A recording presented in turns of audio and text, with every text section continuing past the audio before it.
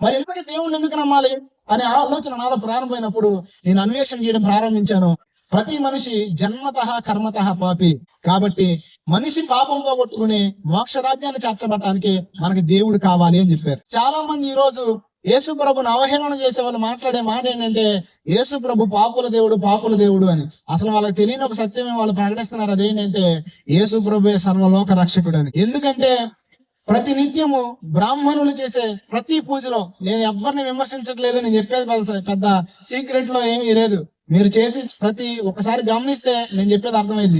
చిన్న పూజ చేసినా సరే పాపోహం పాపకర్మణ పాపాత్మ పాప సంభవ త్రాహిమాం కృపయా దేవ శరణాగత వత్సల అనిదా శరణం నాస్తి త్వమేవ శరణం అని ఖచ్చితంగా చదువుతారు. దీని అర్థం ఏంటంటే నీ పాపకర్మలు చేయించున్నాను, పాపాత్మ కలిగిన వాడు, నా పాపంలో పుట్టాను, నా పాపం నుంచి నేను పరిహారం పొందడానికి దాన ధర్మాలు లంచాలు ఎన్ని చేసినా పరిహారం లేవు, కాబట్టి నువ్వే నాకు దారి చూపించని భగవంతుని వేడుకుంటారు.